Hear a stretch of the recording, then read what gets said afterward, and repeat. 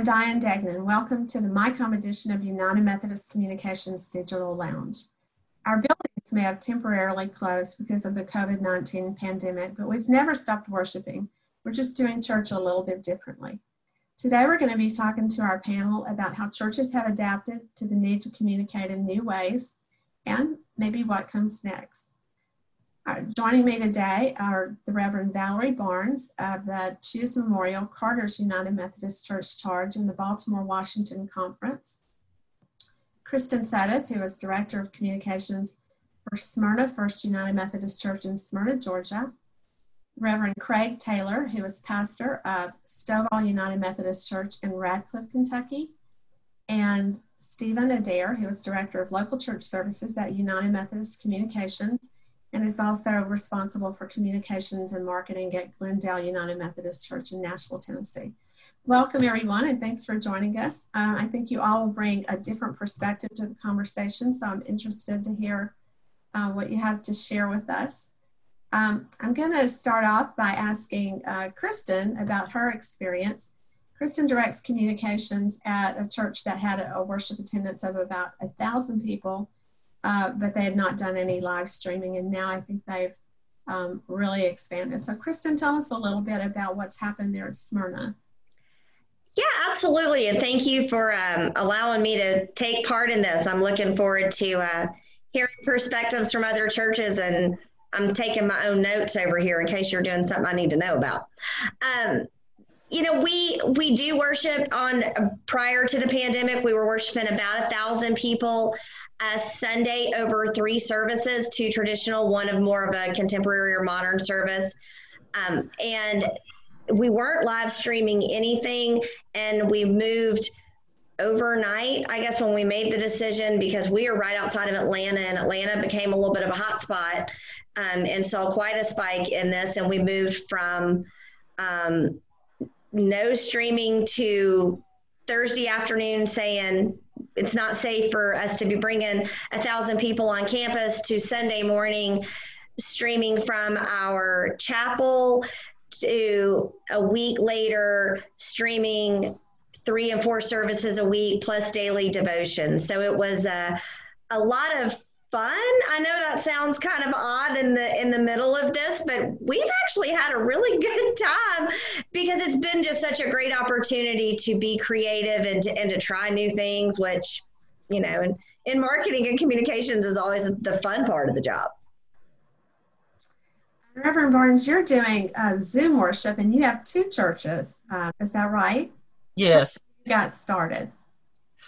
We got started actually before the pandemic, in that I had introduced Zoom to be used for some of our meetings.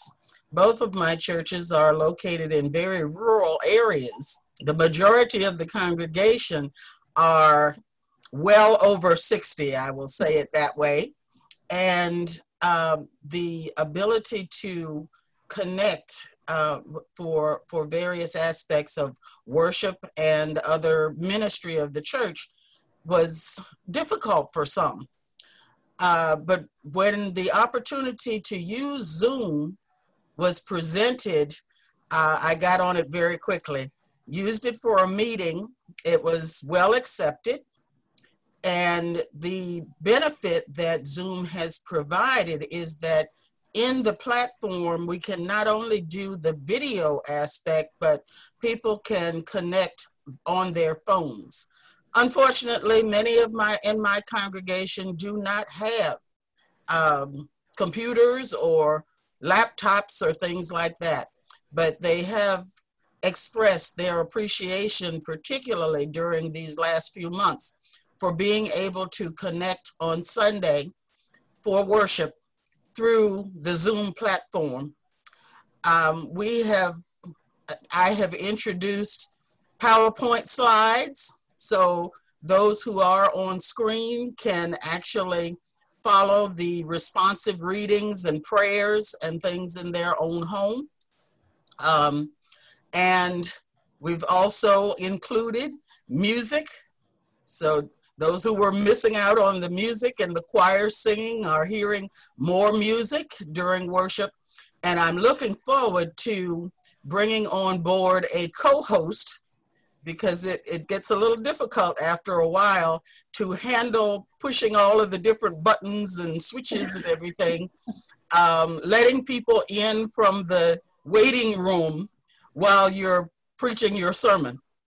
So it's catching on. Looking forward to doing even more through the Zoom platform. Oh yes, just last night in a meeting on reopening, we began a discussion for putting together a webinar. So we're looking forward to doing that. Great. And Reverend Taylor, now your church was already, you've been live streaming for a couple of years, so it's not anything new for you, but you decided to sort of elevate what you were doing. Is that right? That's correct. We'd been streaming around the beginning of the pandemic for almost a year and a half at that point. We kind of stumbled into it because we are a military-based community in Radcliffe. We're right across from Fort Knox. So we wanted to have ways for those that were on assignments to different bases and away from their families to have an opportunity to connect in worship, at least in that small aspect. And it kind of ballooned from there. And I have a background in communications and in television and production. So that came naturally. So in the pandemic, we'd already been doing multi-camera live streaming for a while. And so we just thought, especially from my video background, well, how are we telling the story? How are we engaging people through this medium? And so the way pastors generally think is, how are the words that I speak connecting? But I think all too often we now need to think, how is the video communicating what we're speaking? And so we had a sermon series on sacred encounters, Jesus's encounters with those on his road, moving towards his crucifixion. And so we had a nature preserve right next door. I walked it a couple times with my cell phone right out in front of me, seeing, do I have signal in all these little places? And so we said, why do we have to be inside the sanctuary? What would make this more sacred? What would communicate this? And so we went out into the wilderness. And thankfully, I had a wonderful tech team and music team that didn't say no to my crazy idea. And so for 2 weeks until all the parks and nature preserves got closed down, we were outside literally walking the entire sermon and doing music in different portions of the nature preserve. So we'd start off at a cabin that was actually the ancestral cabin of the people that gave the land for where our church is. So we were still worshiping in Stovall, just the cabin. And then we'd leave. I'd have a person walking in front of me to make sure I didn't fall down while I kind of held the stick. And then he would take it at certain points and walk away. So they thought, at a certain point, there was 2 or 3 people manning this camera, but it was really just me and one guy that made sure I didn't fall down a ravine. And then we meet up with the music people at different locations. So it was a lot of fun, but also to begin to think about those new ways of how do we communicate. And going forward, I think that's a really big impact of not just how does the words and how does the metaphors communicate, but how does this visual medium communicate? So Stephen, you and your team, you help local churches all the time with their needs. If a church was just getting started with this, with a digital presence, like what do you suggest they try first?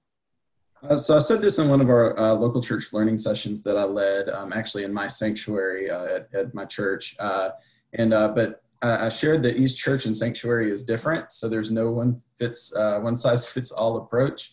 Some churches have different levels of Wi-Fi signal running through their building, or some have none at all. So I think some churches have found success using Zoom for worship. Some are doing Facebook Live, and others stream on multiple platforms simultaneously. I think that adding or making your Wi-Fi better in your church building is a good first step. So you can either Zoom or Facebook Live to stream your service from a space familiar to your congregation. Although I think that nature thing sounds good too, especially to mix it up and to bring the word in a different way. I do think churches need to take into account the sound. I've watched many live stream from our United Methodist churches, including our own. You wouldn't think that watching your service on an iPhone or iPad is going to be a different experience than a laptop sound-wise. But it appears that if you watch, the people that are watching on laptops, the sound is quite muffled, more so than you think if you're testing your sound listening back on an iPhone. So just be aware of that, turn your mics up, do some different things. But I think as churches start meeting again in person, to make sure that we're continuing to provide that online space for people to worship alongside will be important, so people don't find themselves without a way to be connected to you. I think that's one of the strengths of probably Facebook Live rather than Zoom. So I think when you're back in your sanctuary, you have to think about how you can still be streaming that to an online audience. So I think that would be helpful. Also, our Wi-Fi signal in our building was challenging, especially in the sanctuary. But all that took, it was a simple fix of calling our cable company and then replacing our equipment that was outdated. So we didn't have to pay for stronger signal or stronger speed or anything like that. It was literally just the equipment was old and they just replaced it with the newer equipment. There's also a company called VidLive that we use, and it automatically pulls your Facebook stream. You connect your church's Facebook page to it, and it automatically pulls whenever you go live to a window on your website that you can it's really simple code that you put in on your website on a page, and it automatically pushes that or pulls that stream in your website. So that's definitely, I know that some people have a concern if they don't have a Facebook account. Sometimes it prompts you to log in or it doesn't let you view the page for some reason. So you can always point somebody like ours, if somebody doesn't have Facebook, I just point them to glendaleumc.org/live. And that's just an easier way to access the live feed of the sermon or whatever event. And then I also have under that video, if you do have a Facebook account, join us on Facebook so you can actually engage in the comments. So I know that all these companies are creating more features and adding features. Engagement's so important. I've even sent in my request for them to add how can we get the comments on there with the video. So, I think companies are, they're reacting to this massive influx of churches doing online streaming. So. Just a question for everyone. What has this experience been like for you and your church? Have there been some unexpected benefits? Have you been able to maybe expand your congregation beyond your membership? What's it been like? I think for us, what we're seeing is there's kind of three elements of it. As I've looked at the numbers and watched these streams come in and watched the analytics of them, we're seeing a couple of things. One is we're seeing the people that are normally here every Sunday morning, obviously tuning in. We're seeing them watch multiple services though. Normally on a Sunday morning, somebody might come in and go to a traditional service, might attend a small group or Sunday school class, and leave. Now we're seeing them at our modern service, we're seeing them at our traditional service, and we're starting to see them engage on both ends. So I think that's been really interesting to see people do that. We're also seeing them invite their families from other parts of the country. So we're seeing families get to worship together in a way that they haven't before because of geographics, where now that really doesn't apply anymore. And then we are seeing where someone from another location might share a stream, or somebody that used to attend this church but then moved away, and now they're back and they're very fast to re-engage in those comments and say, hey, we're here, and they're looking to connect back with people that they may have known in the past. And so I think for us, it's been just hugely positive from that perspective. I would echo some of those comments that we've seen a significant increase over the number of people that we've traditionally held in physical worship. The analytics are always sometimes a little difficult to understand because it's screens, not people.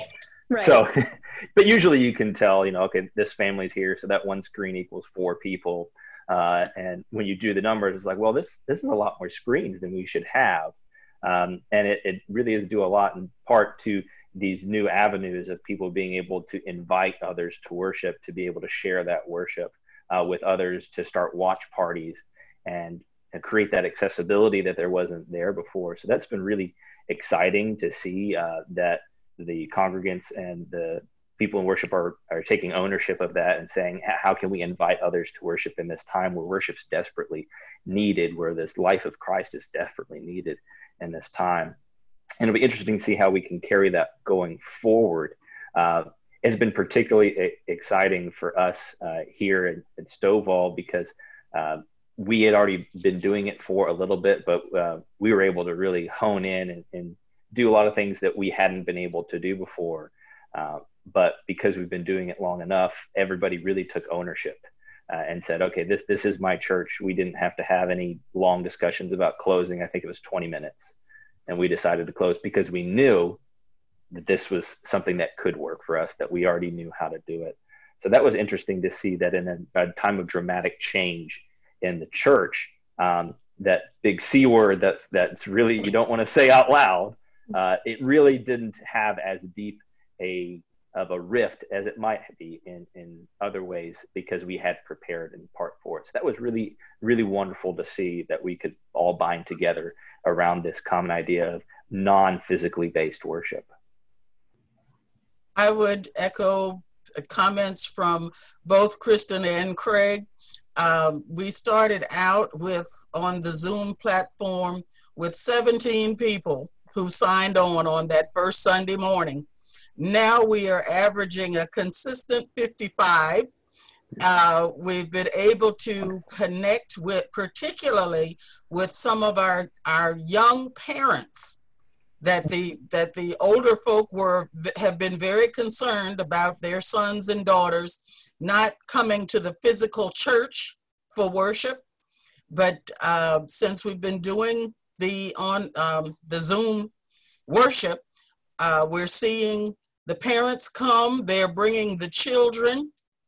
And of course, at one point in the service, we can hear everybody's voice because I ask everybody to unmute their phones or their microphones so that we can pass the peace. And everybody from both churches are enjoying that continued connection with each other. So my folk of this technology and looking forward to when we can outfit our church buildings a little better so that we can have a broader scope. Yeah, I think some of the feedback that I get from our local churches that we work with through some of the training, the comments on the trainings that I've done are, why do we need this? Why do we need to add online giving? Why do we need, why not? It's adding opportunity that's not already there. And I feel like sometimes the church is so stuck in that we've always done it that way. I think this is luckily pushed them out of that out of that comfort zone to where they had to do something, which is a good thing. But I do hope that they continue it. Our church, a couple of years ago, we were probably averaging in the 20s. And we were like, something's got to change. So we changed some stuff. I won't go into all that. But now we're pre-COVID, 70 to 80 within a couple of years. So that church is a whole different group of people, which is exciting. And we've even we've had 2 people join over the last couple months during worship that were not actually in the building. We FaceTimed them and we ran through the United Methodist membership liturgy. So even though physical distance separates us, the growth continues. And I think that all of these words that have been shared here on this question, I feel like should validate or affirm anybody wanting to move forward in new ways through technology. Yeah, and if I can jump on what you just said, Stephen, I think that's really important to notice that many times we as the church are slow to act on new ways to move forward. But I think this really exposed a pretty big blind spot we as the church had. When we do our end of the year reports every year, it asks us to do an accessibility audit, right? How accessible is your church to those with disabilities? Do you have ramps? Do you have accessible bathrooms and enough hallway to physically accommodate those who have physical disabilities? But I think what this is showing us is there's a significant amount of people that maybe aren't ever going to be able to come physically into the church. I know we have members who found us through our live stream who can't physically come to the church, and they live 3 miles away. He can't physically sit in a seat that long because his nerves will lock up and he doesn't know if he'll be stuck there for hours. So when we think about how we need to move forward post-pandemic, I hope that this is an awareness that's dawned within churches, whether they move forward willingly or begrudgingly, that there is a significant population we need to be considering about in terms of our accessibility, not just for our own members, but for those that we might never physically as a congregation get to see, and yet just as much are validly a part of our connection. Yeah, and I think not only people that are tuning in, because we have people from Ohio watching and people that don't have a church like ours that's around them. So they're watching for various reasons and connecting. And we even had somebody send in a donation via our Venmo account that has never walked foot in that door. But in the comment of that Venmo donation said, "So glad I found my new church home." And it's those moments that would not have been possible. I mean, we were live streaming before, but I think this has really gotten people to go out there and search even a little bit more for different churches or, if they're not, happy with where they're at, it gives more opportunity to go kind of seek out what they're searching for. And I think not only worrying about, those people, those new connections that we're making because they might not live geographically close by, but also as, the next generations are more tech-minded probably, to once they become homebound or they're sick or whatnot, it's keeping connection there, where in the past it might be the pastor just visits every now and then, or they get a recorded sermon a month later, or on a tape. So I feel like it just even connects our people that we already have and brings in and has the opportunity to bring in new people. Yeah. Well, one of the things that I was just going to say is to your point, I don't get asked, when are you going to reopen? I get asked, you're still going to have this, right? Like, the digital's not going away, is it? You're not going to stop. And that's been, I think for us, been a little bit of a more reaffirming, because we are starting to see, there are no more low attendance Sundays because they're still logging in. Memorial Day, we saw no drop. As as these things things started to come through, we're not seeing the drop in attendance that you might see when people typically travel. And our congregation was traveling. We knew they were, because they were saying, "Hey, we're in Florida, we're at the beach, we're wherever." And so I think from that perspective too, there's a continuity there that we just don't have the ability to do in the building. So is everybody planning to continue with your live streaming or Zooming or digital work once the churches or doors are still open? Absolutely. Yes. What are some of the challenges that you've had to face? It couldn't have been, totally easy. What are some of the things that you had to deal with? Well, I'll say that the greatest challenge that I have had has been having to sit down every day and learn something new about how to use Zoom. So this week I have learned, I didn't know that you could have a co-host, but thanks to Stephen and the session that was held earlier this week, I know I can do that. To take the time and fiddle with things, push the button, see what happens. And then also, as members of my congregation ask me about, can we do this? Can we do that? It actually came from a member of the congregation asking if we could have music during worship.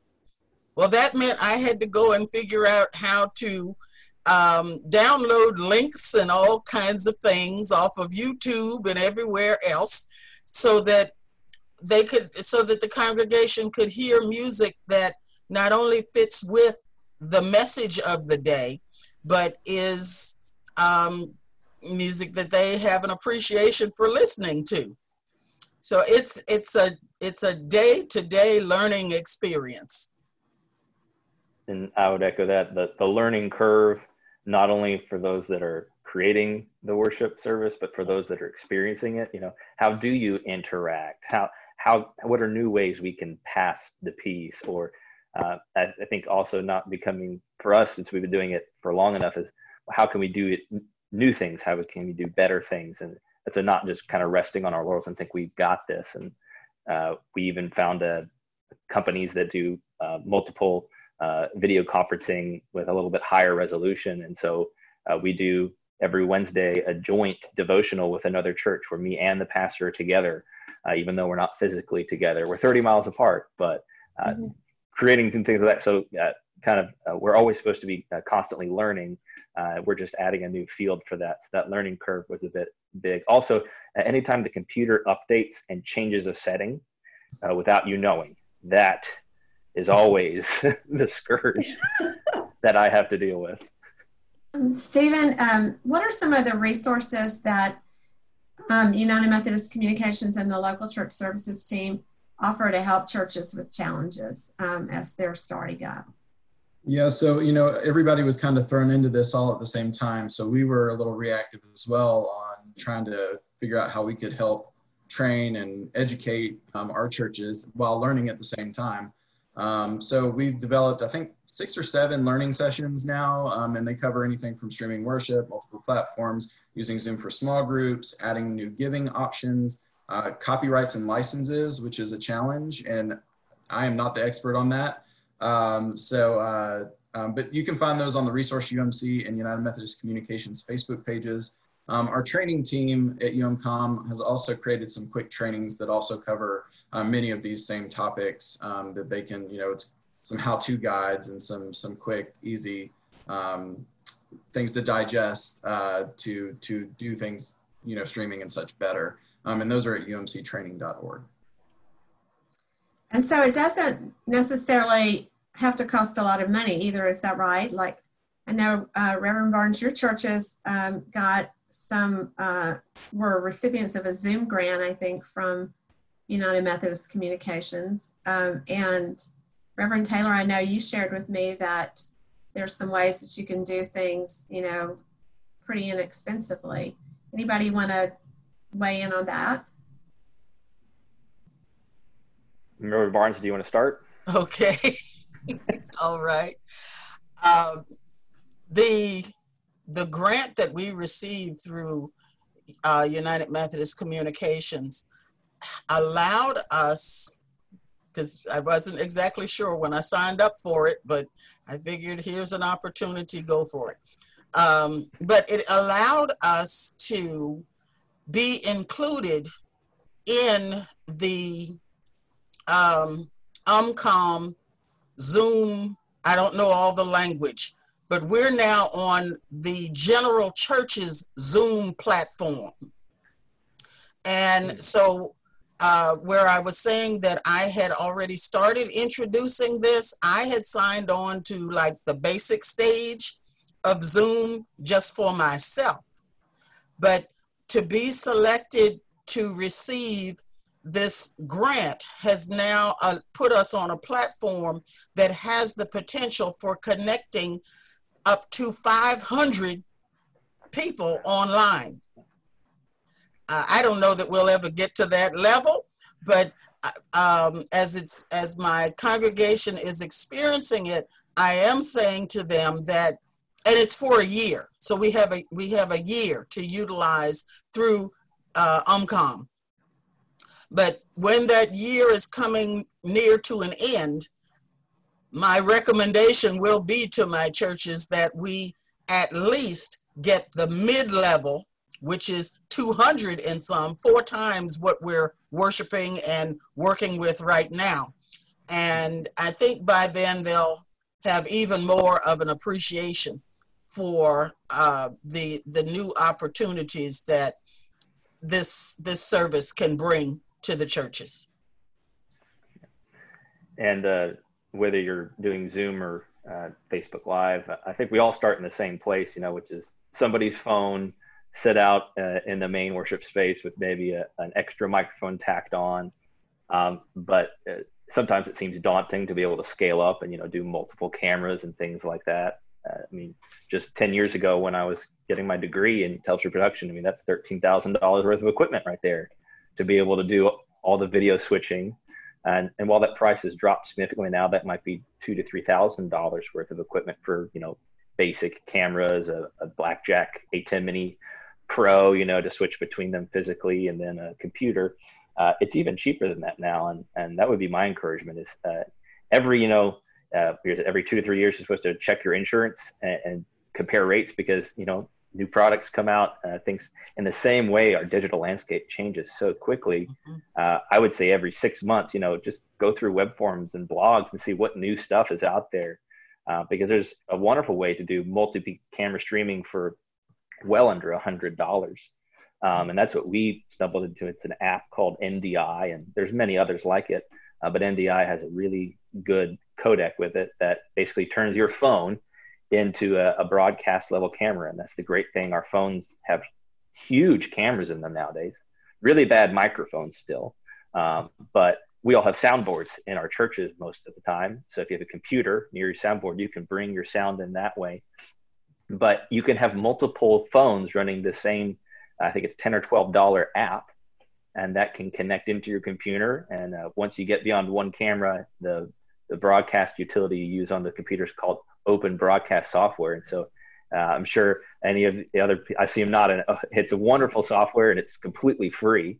So for a free software on your computer to be able to switch between videos, and for phones that you can either just use the ones you already have or buy some. We bought 4 broken iPhones recently, you know, bad microphone, cracked screen, for $275. And now we have 4 cameras that connect in through our Wi-Fi. And it's basically less than a second to get those video from those cameras on that app over the Wi-Fi into our computer. And then that's able to push it right out to Facebook. So if you don't have to buy phones, we went a year without buying any extra phones as cameras and just used our congregants. You can really get into some really cool stuff for not a lot of money. So if people are wanting to upgrade beyond just that single camera approach, which really creates a lot more dynamic in your worship and is able to engage people better, I would encourage them really to look up some of the stuff that's happening right now. And that's what we utilize, is the NDI app. I believe on iPhone it's NDI HD camera, and then OBS, open broadcast software, in our computer. Between those two, you can make some really cool stuff happen. Yeah, I want to piggyback on that. So we were doing the one camera. My iPhone was up in the middle aisle. Doing That's where everybody starts. That's where everybody starts. Yeah. It's so easy. I feel like if you have, you know, of course, if you have Wi-Fi that works, you know, that's such a simple, easy, you know, not challenging. I know that pastors are spending a lot more time depending on how they're doing their services, especially if they're pre-recorded. I know there's a lot of editing time and such. But, you know, I've just advocated that people just keep it simple. Like, there's no reason to have to go way far out there to make it extra challenging. People are a little bit more, I think, graceful on pastors figuring it out and you know, making it better as they go along. We've started using, we did put a little bit of money into it. Luckily we had a memorial that was helping, would help for this. But we use Sling Studio, and I think the neatest thing about that, it's $999 for this little white box that takes care of the streaming for us. But the neatest thing is I use an iPad and I can direct it from anywhere in the sanctuary. I'm not stuck on a computer. You know, we don't have a computer in our sanctuary right now, maybe in the future, but just I change the scenes, I add graphics, all from an iPad. I could be sitting in the congregation doing that on a normal Sunday. So it's just added a lot of flexibility to add multi-angles from different iPhones, but to be able to just have the ease of switching anywhere that I'm at. We're having an anti-racism training today on the lawn a little bit later today, and we're going to be using that Sling Studio. I'm going to have cameras set up outside. So it's, you know, you can move it around. You're not stuck anywhere. So it'll definitely add flexibility for worship and different events as well. Yeah, and another option for those that want to keep it simple is a camera called MIMO. And it basically creates one giant image, you know, 8K worth of pixel. And so it can then zoom down and take little pictures of that and make different angles that way from a single camera source that then ties into your phone, and you can direct it that way, or even set it to auto direct and it'll capture where the motion's happening.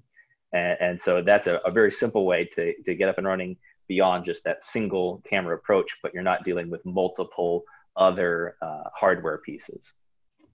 And we started with a MIMO on that very first Sunday. We had a MIMO and we started with that. And the cool thing there is that that MIMO app will let you broadcast out not just Facebook Live, but it'll let you go to Vimeo or several other different places with that as well for like $20. So it was a super easy start. Now we've done significant upgrading in our technology. We've been very lucky in that we have several church members who this is kind of what they do. And so they already had a plan working that we've just been able to accelerate. And I think that's important to note. I think Stephen brought it up that no one congregation is the same as another. No one physical space is the same as another. And so it's important to note that whether you want to go big with many different camera sources or stick with a single camera approach, somebody else's solution may not be your solution, and that's okay. I think that's a hard part of this current reality is we get to see a lot more worship services, especially as pastors, from a lot of our colleagues, and it's hard not to compare yourself sometimes. But I think the biggest portion when we're putting video out there is that authenticity. Sometimes we can get too wrapped up in making it polished, and a lot of times the bloopers are the ones that are the most memorable things in the world for our congregations and for the intimacy of worship. So I would highly encourage people not to get too caught up in trying to make it absolutely perfect, but do what's right for your situation and for what your congregation is ready for, or maybe needs to take a next step to. I'd also lean on the expertise of others because not all of us know how to run a soundboard or what all those knobs mean or what chords you need to plug in, whatever. So we utilized, just because I'm not an expert of music, audio, all that stuff, you know, there's a business here called Corner Music, and they sell all the wires and all the parts and everything you need. So even the Sling Studio connects now directly into the soundboard mixer. But you needed a box to do this and a different wire to do that. So, you know, there's people out there that, you know, it seems daunting, and I wouldn't have known what chords to get. But you know, it took a little bit of extra work, but luckily I relied on them and they put the solution into place for me for free. So yeah. I'll just chime in on the matter of wires and boxes and hookups and all of that.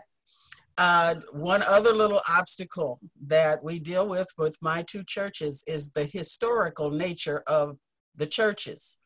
I have one building that is 235 years old. Wow. And it is the original worshiping church building for this congregation. So you can imagine issues of how do you run all of these wires? Who's going to get upset if we have to take out a pew or two?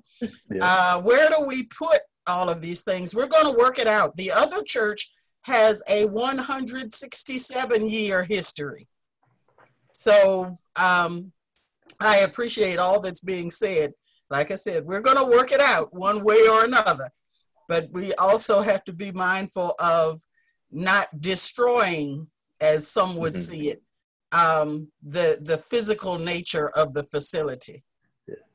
Valerie, you had me beat. We were only 150, not in the original building, but that we had our 150th celebration 2 weeks before they closed churches. So we thought wow, we're pretty old, we're making it, but you just blew us out of the water. Yeah. Well, this has been a great conversation. I want to thank you all for sharing your different perspectives. I think we've heard a lot of good tips that I think will be helpful to churches here, and I want to thank you all for participating. And thank everyone for joining us here on the United Methodist Communications MyCom edition of the Digital Lounge. Thank you. Thank you. Thank you for having us. Thank you.